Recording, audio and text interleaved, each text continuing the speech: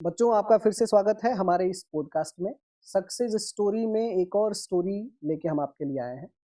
99 percentile तो कर ही रहे हैं हम लोग, कुछ इंस्पिरेशनल वीडियोस भी दे रहे हैं, लेकिन जिन बच्चों के परसेंटाइल कम आए हैं, हम उनके साथ भी डिस्कशन कर रहे हैं इस बात को लेके कि अगले साल की अपेयर होके हम 99 तक पहुंच पाएँ। ये इसलिए ज़रूरी है कि जिनका 99 परसेंटाइल आया, उनसे तो आपने जान लिया कि क्या-क्या अच्छा करना है। जिनके परसेंटाइल कम हैं, वो भी आपको ये बता सकते हैं कि क्या-क्या मिस्टेक आपको नहीं करनी है। तो ऐसे ही सक्सेस स्टोरी में हमारे साथ चिंतामणि खरात है। हमारे स्टूडेंट हैं फर्स्ट लाइव बैच के। चिंतामणि का 96.23 परसेंटाइल है और ये फर्स्ट अटेम्प्ट था। तो हम जानेंगे चिंतामणि के बारे में, डिटेल डिस्कशन करेंगे कि क्या चीज़ें अगले साल के लिए इम्प्रूव कर सकते हो आप, फिर से टारगेट करने का प्लान होना चाहिए कि नहीं, आपका फोकस कैसे बढ़ा सकते हो आप, स्ट्रैटेजी क्या रखी थी इन्होंने, पढ़ाई कैसे की थी, वो सारी चीज़ें जानेंगे। तो चिंतामणि, वेलकम टू पॉडकास्ट। सबसे पहली चीज़ कि बहुत-बहुत बधाई आपको, कांग्रेचुलेशन कि आपने 96.23 परसेंटाइल अचीव किया, क्योंकि ये भी एक बड़ा अचीवमेंट है। मोस्टली बच्चों के 90 से नीचे ही मार्क्स आते हैं, लेकिन 96 लाना भी एक बड़ा अचीवमेंट है। हाँ, आप यहीं से हम शुरुआत करेंगे कि आप थोड़ा इंट्रोडक्शन अपने बारे में बताइए, विलेज, सिटी, क्वालिफिकेशन, ये थोड़ा डिटेल बताइए आप बच्चों अ, मेरा नाम चिंतामणि आसाराम खरत है। मैं 6th स्टैंडर्ड से पुणे में रहता हूँ। को। अच्छा, ओके। हाँ, इससे पहले मैं जालना में रहता था। तो क्वालिफ़िकेशन 6 के बाद यहीं से पूरा हुआ है मेरा, ओके। 10th, 12th और ग्रेजुएशन भी। हम्म। ग्रेजुएशन मेरा अकोर्डी में पूरा हुआ है। ओके। मेरा अभी बीकॉम हुआ है, बीकॉम कंप्लीट हुआ लास्ट ईयर। हम्म। और इसके बाद 1 साल का डीटीएल का कोर्स रहता है। वो डीटीएल का कोर्स मैंने कंप्लीट किया अभी रिसेंटली। ओके। और उसी के साथ मैंने एमबीए सीईटी दी थी। मतलब ये पढ़ने के साथ साथ हाँ, तुमने एमबीए पढ़ने के सीटी दी। साथ-साथ। ओके। तो एमबीए सीटी देने से पहले कई चीज़ें दिमाग में होती हैं कि हुँ, क्यों देना हुँ। चाहिए। 96 लाने में भी डेफिनेटली हार्ड वर्क लगा होगा। हाँ, हाँ। आपके एफर्ट्स लगे होंगे, तो इसके पीछे का इंस्पिरेशन किसी न किसी का कुछ न कुछ होता है। आपका क्या इंस्पिरेशन था कि आपने मेहनत की और ये परसेंटाइल लेके आए? हुँ। इंस्पिरेशन तो रहता है, मतलब एमबीए के बारे में बहुत सुना था। और स्पेशली एक ड्रीम था कि पुणे में जो कॉलेज है पुंबा नाम का, वो हम्म। सभी जगह फेमस है। बराबर। हाँ, सबका सपना है पुम्बा में सबका जाने सपना का। है वो। बड़ा नाम उसी है। सपने के पीछे लगा था। और उसी तरह से प्रिपरेशन भी स्टार्ट किया। मैंने पूरा बेस्ट ट्राई किया, लेकिन इस साल तो शायद नहीं होगा। 96 मैंने। नहीं, जनरली जितने भी लोगों के 99 परसेंटाइल आए हैं, एक हुँ, एक हुँ। पैटर्न इसमें ये भी देखा मैंने हुँ, हुँ। कि मोस्टली रिपीटर्स थे। हाँ, हाँ। तो 96 फर्स्ट अटेम्प्ट में लाना भी एक बड़ा हाँ, ये वो। मतलब एक बड़ा अचीवमेंट है, आप कह सकते हैं। 96 पे पॉडकास्ट लेने का एक खास पर्पज़ है मेरा, हुँ, हुँ। ताकि आप ये बता सको बच्चों की ऐसी कौन-सी 1-2 चीज़ें आपने मिस्टेक की हैं, जो इस साल हमको रिपीट नहीं करना है। कहाँ कम एफर्ट्स पड़ा, कहाँ चूक गए, वो हुँ, सब हुँ। कुछ हम एकदम डिटेल में डिस्कस करने वाले हैं। तो स्टार्ट कैसे किया आपने? कैसे पता चला? कब से स्टार्ट किया एग्ज़ाम के लिए? मैंने दिसंबर से स्टार्ट किया था एग्ज़ाम के लिए। और मुझे यूट्यूब से पता चला था क्लास के बारे में। अच्छा, यूट्यूब पे क्या सर्च किया आपने? पहला वीडियो कौन-सा देखा था हम लोग? आपका वो शॉर्ट ट्रिक जो थी ना क्वांट के लिए, हाँ, हाँ। वो अच्छा, ओके। हाँ। मुझे अभी भी याद है, आपने जब क्लास स्टार्ट किया था तो स्टार्टिंग में जो था ना पूरा बेसिक लिया था, मतलब कोई भी कैलकुलेशंस वगैरह लिया था मैंने, कैलकुलेशंस हाँ। वगैरह लिया था, करेक्ट। कि अगर कोई भी स्टूडेंट हो, कौन सा भी बैकग्राउंड हो, उनको कैलकुलेशन में कोई भी मिस्टेक नहीं होनी चाहिए, बरोबर। जो कि टाइम सेव करता है हुँ, एग्जाम हुँ। में। ये बहुत प्रेशर आता है कैलकुलेशन के बारे में। बराबर। तो मल्टीप्लिकेशन, एडिशन, यहाँ से पूरा शॉर्ट ट्रिक पूरा आपने एक्सप्लेन किया, तो वो बराबर। शॉर्ट ट्रिक बता देखा था मतलब मैंने। आपने जुलाई वगैरह में स्टार्ट किया था, राइट? हाँ, हाँ। पिछले साल जुलाई में स्टार्ट किया था हाँ, आपने, ओके। तो क्या रूटीन और किस हैबिट से आप पढ़ रहे थे? रूटीन तो कॉलेज में डिटेल के लिए एडमिशन लिया था। हुँ, हुँ। तो मॉर्निंग में कॉलेज था और इवनिंग में प्रिपरेशन करता था। लाइव बैच ली थी तो रिकॉर्डेड लेक्चर थे, उसका भी बेनिफिट हुआ। हुँ, हुँ। और बाकी जो था वो पिछले साल या उससे पिछले साल में जो आपके वीडियो थे शॉर्ट ट्रिक के और लॉजिकल रीजनिंग के और क्वांट के बारे में, वो सब कुछ देखता था क्लास के साथ। ओके, कितने घंटे मिनिमम आप ऑन एन एवरेज देते थे पढ़ाई? 6 घंटे लगभग। 6 घंटे मिनिमम आप हाँ। देते थे। ओके। तो एप्टीट्यूड मैटर्स से क्या हेल्प मिली आपको? मतलब आप लाइव क्लास में थे, कितना हेल्प कर पाया आपको आपके टारगेट के लिए? वैसे बेसिकली हेल्प तो बहुत हुई। लाइव लेक्चर के साथ मुझे आपके रिकॉर्डेड लेक्चर भी प्रोवाइड किए हुँ, गए हुँ, थे, हुँ। मुझे याद है पूरा। असाइनमेंट लेक्चर और प्रैक्टिस लेक्चर बोल के ऐसा सेपरेट फ़ोल्डर था आपका। हाँ, बराबर मतलब क्वांट हाँ, में हमने हाँ, स्पेशली असाइनमेंट के हर टॉपिक के 200-200 अलग एग्ज़ैक्टली। से क्वेश्चन दिए थे। हाँ, वो क्वेश्चन भी मतलब 2 तरह के थे, एक लेवल 1 था और लेवल 2 था। बराबर, बराबर। लेवल 1 के लेक्चर में स्टार्टिंग में जो थे वो 50 क्वेश्चन थे और लेवल 2 के जो क्वेश्चन थे वो 150 क्वेश्चन थे लगभग। नहीं, लेवल 1 के 150 थे, लेवल 2 में 50 क्वेश्चन थे क्योंकि डिफिकल्टी लेवल उसका ज़्यादा हाँ, था, हाँ, राइट? हाँ, तो एग्ज़ैक्टली। 200-250 क्वेश्चन ऐसा मिनिमम ऑन हाँ, एवरेज की रिकॉर्डिंग भी अलग से मैंने दी थी, हाँ, कि आप रिवाइज़ कर सको। हाँ और वो भी टॉपिक वाइज़ था, पूरा एक-एक हर टॉपिक। टॉपिक में हाँ, हाँ, हर हर टॉपिक टॉपिक में पे हमने था। दिया था। उसका बेनिफिट हुआ और लॉजिकल रीज़निंग के भी प्रैक्टिस सेशन थे, रिकॉर्डेड लेक्चर वो भी प्रोवाइड किए गए थे, तो उससे भी बेनिफिट हुआ बहुत सारा। हुँ, साथ में हमने पीवाईक्यू का तो सबके लिए हमने फ्री रख दिया था यूट्यूब पे कि हाँ, अपने हाँ। बच्चे भी कर पाएँ हुँ, और हुँ। साथ-साथ मॉक टेस्ट का डिस्कशन भी हमने लिया। हाँ, हाँ। तो उससे कितना हेल्प हुआ आपके एग्ज़ाम में? क्योंकि हमने स्टार्टिंग में और प्रिपरेशन का भी 3 लेयर में प्रिपरेशन है कि आप सब्जेक्ट सिलेबस खत्म करो, फिर आपको पीवाईक्यू देखने हैं, फिर मॉक टेस्ट देने हैं। हुँ, तो हुँ। तीनों चीज़ें आपको प्रोवाइड की करवा के गई मिली थी। गई थी। तो लाइव क्लासेस जो हुए थे प्रीवियस ईयर क्वेश्चन पेपर के हुँ, हुँ। और मॉक टेस्ट डिस्कशन, इससे कितनी हेल्प आपको मिली? उससे पीवाईक्यू से तो बहुत हेल्प हुई और मॉक टेस्ट से भी। एक्चुअली वो प्रैक्टिस लेक्चर जो सॉरी प्रैक्टिस सेशन जो दिए थे आपने असाइनमेंट हुँ, हुँ। लेक्चर वगैरह जो दिए थे, उनमें हर टाइप के क्वेश्चन थे। तो पास्ट ईयर क्वेश्चन पेपर में ऐसे क्वेश्चन लगे ही नहीं कि ये फर्स्ट टाइम देख रहा हूँ, बराबर। ऐसे दे लगा ही नहीं कुछ। सब सब जान-पहचान के मतलब थे। विभाजन हाँ, जाना-पहचाना था। सॉल्व किया है। सॉल्व किया गया था। तो इसीलिए मॉक टेस्ट में और लास्ट ईयर के क्वेश्चन पेपर में सॉल्व करने में वैसे कुछ दिक्कत फेस नहीं हुई। मतलब सब स्मूथली होते हाँ, चले सब गए। स्मूथली होते चले गया और उसके बाद एडिशनली इम्पैक्ट आपने जो टेस्ट सीरीज़ जो प्रोवाइड की थी हुँ, हुँ, हुँ। स्टार्टिंग में आपने 30 टेस्ट दिए बराबर, थे पहले हाँ, 30 ही दिए 30 थे, दिए हाँ, थे 30 और दिए। उसके बाद 20 ऐड किए। 20 एक्स्ट्रा ऐड किया हाँ, हमने 20 मतलब एक्स्ट्रा ऐड किए। सेक्शनल में भी ऐड हुआ और फुल लेंथ हाँ, मॉक टॉपिक टेस्ट में वाइज़ भी। वो भी ऐड हुआ। तो स्टार्टिंग में मैंने मॉक टेस्ट देना स्टार्ट किया तो टाइम मैनेजमेंट ठीक से नहीं हो रहा था। टाइम कम पड़ रहा था, पूरे हुँ, हुँ। क्वेश्चन देख के नहीं पहले हो मॉक टेस्ट में कितना आया था आपका? मेरा मुझे याद है पहले मॉक टेस्ट में मेरा 87 आया था। 87 आया था, हाँ, ओके, 87 आया था और इंग्लिश का कुछ सेक्शन रह गया था। ओके। हाँ, क्वांट को मुझे मतलब स्टार्टिंग टाइम भी आपको नहीं हाँ, पूरा टाइम। दिया था। तो एक पॉइंट नोटिस करने के लिए कहना चाहूँगा मैं कि ये जो टाइम का जो खेल है ना, हुँ, हुँ। मतलब क्वांट में आपको स्पीड चाहिए।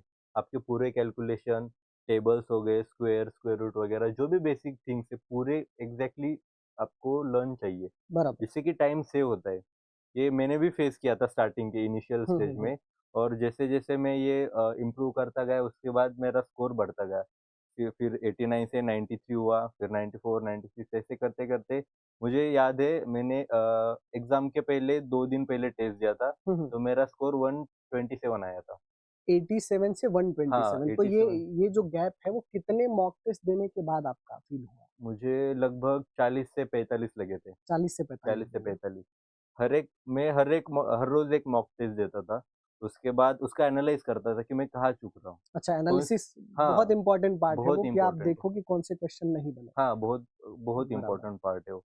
मेरा बेसिकली तो 1-2 टॉपिक थे क्वांट के जो स्टार्टिंग में हुँ, मुझे हुँ। हार्ड जा रहे थे, तो उसके लिए मैंने एक्स्ट्रा टाइम दिया।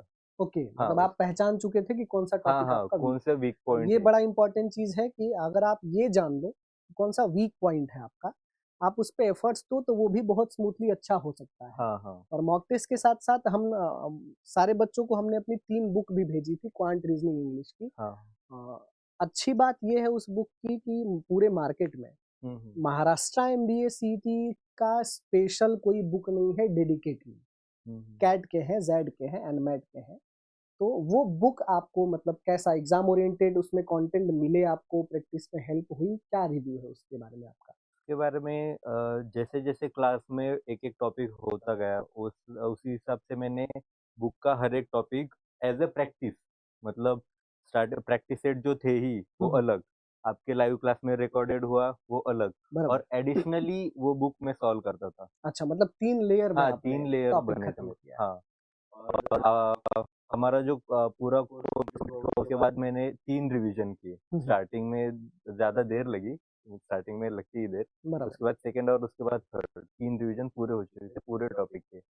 तीनों सब्जेक्ट में हाँ, आपने ये तीनों किया है। सब्जेक्ट के पूरे। तो तीनों सब्जेक्ट में कौन सबसे अच्छा पढ़ा रहा है आपको, ऐसा लगता है कौन सबसे अच्छा पढ़ा रहा है? तीनों सब्जेक्ट मेरे फेवरेट है, हाँ। पर मुझे 9th 10th से मुझे मैथ्स ज़्यादा पसंद था। अच्छा। हाँ, तो 10th में भी मेरे 96 आए थे। हुँ, हुँ, हुँ। और उसी हिसाब से मैथ में इंटरेस्ट भी, और मैंने क्या ज़्यादा बराबर, लेकिन वो 10th वाले मैथ्स के क्वेश्चन तो लगभग वही है।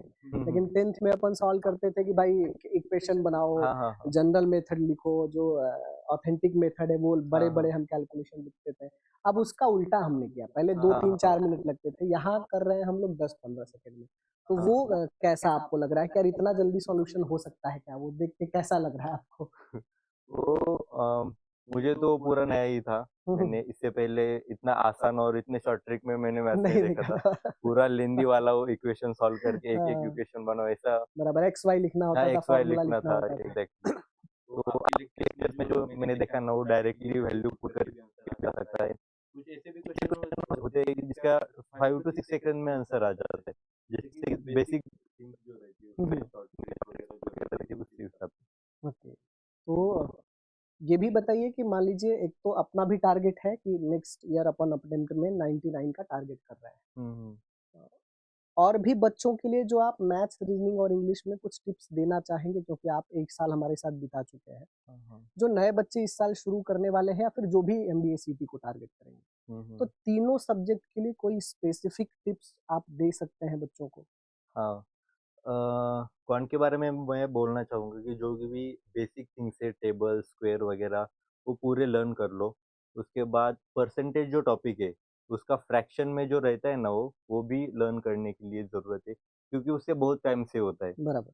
हाँ, और मिक्सचर एलिगेशन और बाकी सब मतलब पूरे टॉपिक की जो भी पढ़ाया गया है, वो प्लस एडिशनल प्रैक्टिस करनी ज़रूरी है। हुँ, हुँ, हुँ। लॉजिक की तो ऑब्वियसली प्रैक्टिस करने की ज़रूरत ही है। और इंग्लिश का मैं स्पेसिफिकली बोलना चाहूँगा। इंग्लिश में जो वोकैब रहता है हुँ, और हुँ। पैराजंबल जो रहता है ना, उसको बहुत प्रैक्टिस की ज़रूरत है। मतलब जब आप एग्ज़ाम में जाओगे ना, पूरा कन्फ्यूज़न होगा। तो उसको ज़्यादा से ज़्यादा, जितना ज़्यादा हो सके उतने ज़्यादा एग्ज़ाम्पल, उतने ज़्यादा सम सॉल्व करने की ज़रूरत है, बराबर। स्पेसिफिकली इंग्लिश के लिए। इंग्लिश के लिए हाँ, मतलब और क्योंकि इंग्लिश ऐसा टॉपिक है ना कि उससे कम समय में आप ज़्यादा से ज़्यादा मार्क्स स्कोर कर सकते हो। जैसे बराबर। कि क्वांट में कुछ कैलकुलेशन करने के लिए टाइम हुँ, हुँ, लगता है। हुँ, हुँ।